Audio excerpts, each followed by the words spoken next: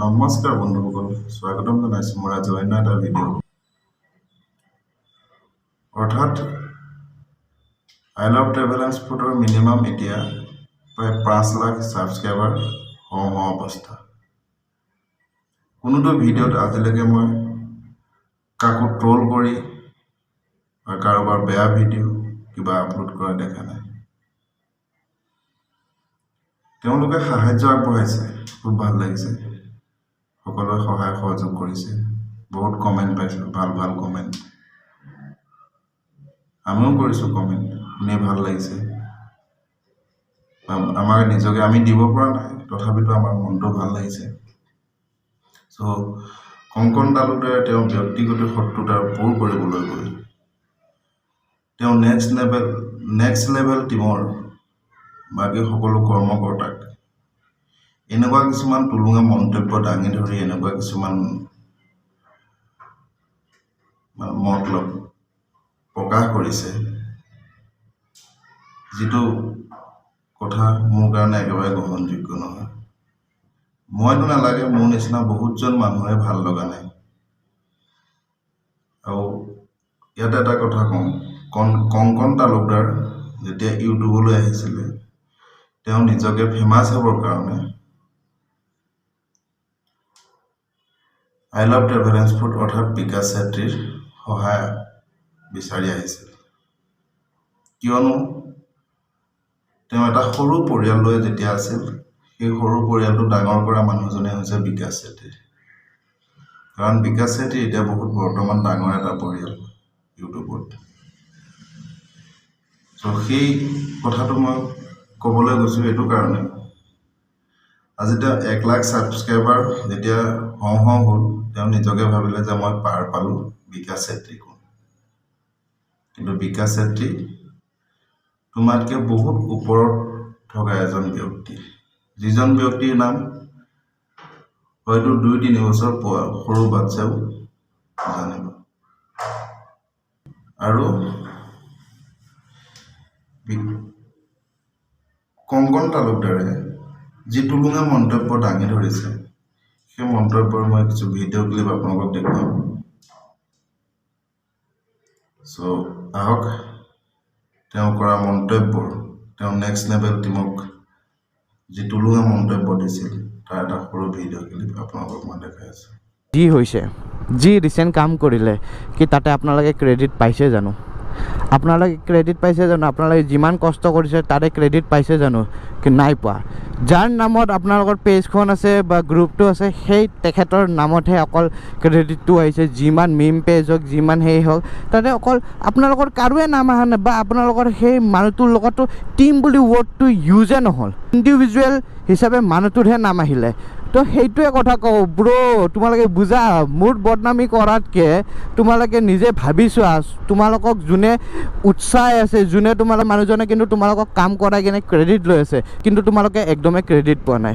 তোমালোকে সেইটো ৰিচেণ্ট কামতে তোমালোকে চাই লোৱা, তোমালোকৰ যিমান কষ্ট হৈছিলে সেই কষ্টৰ ফল পাইছা জানো?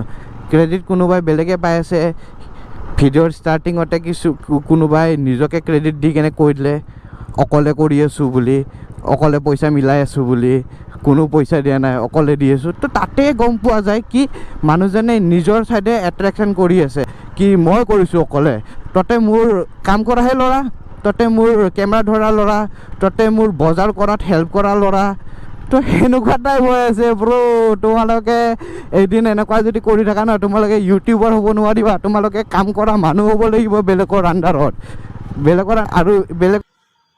চ' আপোনালোকে ভিডিঅ'টো দেখিলে, ভিডিঅ'টোত অনুভৱ কি কৰিলে আপোনালোকে সেইটো মই নাজানো, কিন্তু মই যি অনুভৱ কৰিছোঁ, আজি নেক্সট লেভেল টীমত মিনিমাম 6-7জন বন্ধুৱে একেলগে কাম কৰি আছে। কংকন তালুকদাৰে ভাবিছে যে মই অকলশৰীয়া হৈ গ'লোঁ, সিহঁতো আহক 2-এজন ভাতি নেক্সট লেভেল টীমৰ পৰা। তেওঁ এইটোৱে মন্তব্য দাঙি ধৰিছে মোৰ হিচাপত।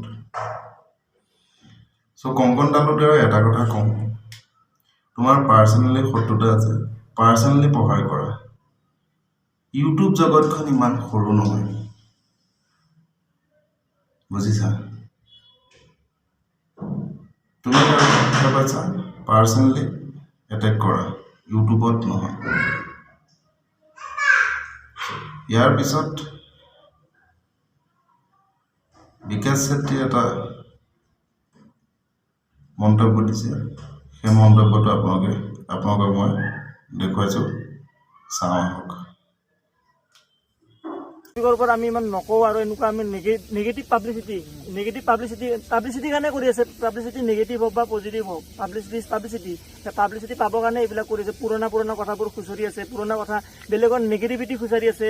মানুহ জীৱনত উন্নতি হ'বলৈ কেতিয়াও নেগেটিভ বস্তু খুচৰি আগুৱাই যাব নোৱাৰে। সদায় নিজে পজিটিভ হৈ থাকিব লাগিব আৰু আনকো পজিটিভ কৰিব লাগিব। আৰু সদায় আপোনালোকে জীৱনত এইবিলাক সৰু বস্তু ইগন'ৰ কৰি ক্ৰেডিট নিদিয়ে। কিন্তু সমীৰণতে জানে কিমান ক্ৰেডিট পাইছে, কিমান ক্ৰেডিট পোৱা নাই।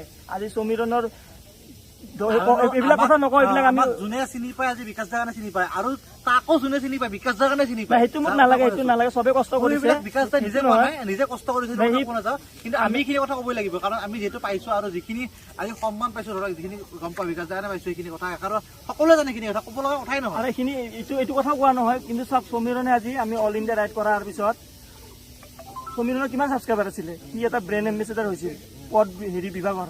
তুমি এই বস্তুটো জীৱনতো হ'ব নোৱাৰিবা, জীৱনতো হ'ব নোৱাৰিবা।